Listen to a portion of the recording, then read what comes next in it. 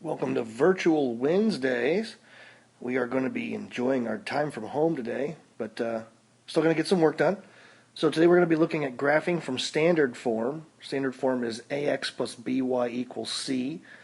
Now the issue with standard form is that there are no shortcuts for graphing. None of those letters stand for any special thing when it comes to shortcut, so we got two choices here.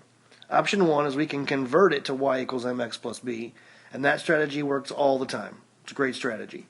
It's a little slow, but it works. Option two is a little faster, but doesn't always work.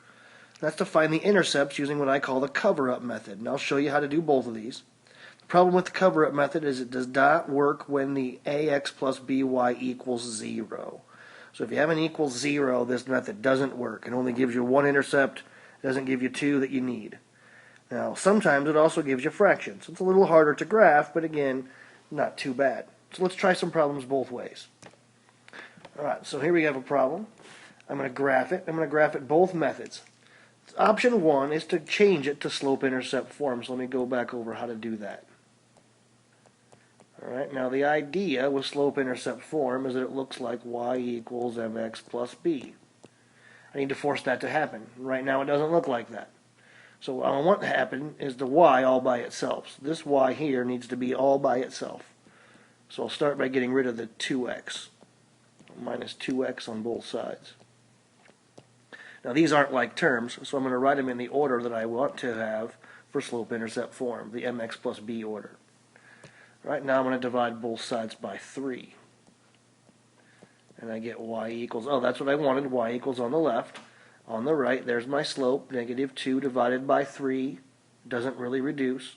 Had to divide this. But now I have to divide the 6 also by 3. And I can graph that way. Now I have an intercept at 2 and a slope of down 2 and right 3. Down 2, right 3.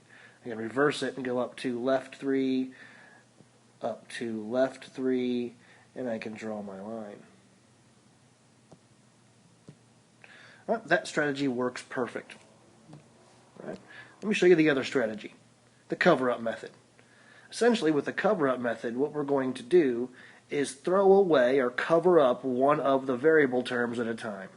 So, for example, I will throw away the 3y term. Just leave the 2x and the 6. And then I'll solve. Divide both sides by 2, get x equals 3. That's the x-intercept right here. Throw the other term away. 3y equals 6. Divide both sides by 3, y equals 2. That's the y-intercept. 2 dots is enough to draw the line. We would have got the same line. We would have got it a lot faster. So again, the cover-up method is much faster, but doesn't always work. Here's an example where the cover-up method won't work because of the equals 0 part. Cover-up method will give us a intercept at 0 for the x and an intercept at 0 for the y, meaning that we'll have just one dot, which isn't enough to draw the graph. Alright, so we're going to have to change this one to slope-intercept form. We have no choice. Alright, so we're going to split it down the middle. We're going to try to get the y by itself. That means I'll get rid of the x term first by doing minus x.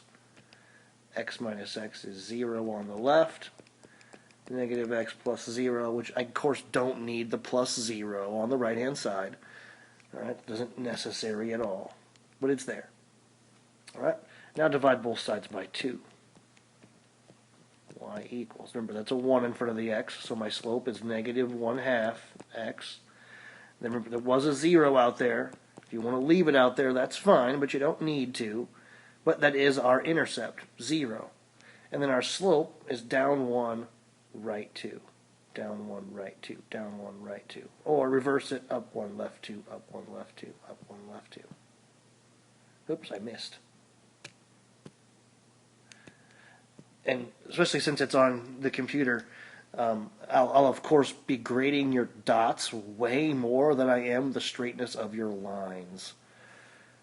Right, if you want to look at another one, I'm going to do this one just with the cover-up method so I can show you what it looks like when there's a decimal involved. So I'm not going to solve this one for slope-intercept form just for time purpose.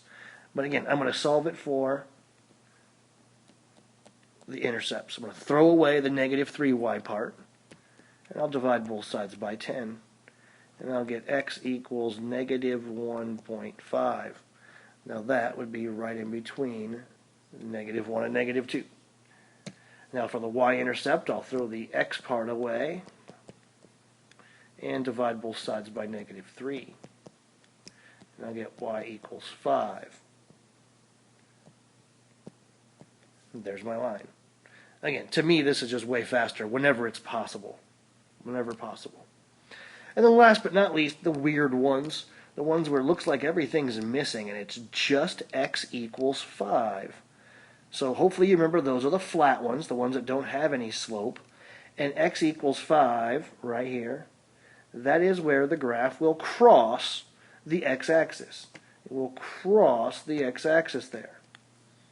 It does not land on the x-axis, it just crosses. All it's doing is telling you its location to cross.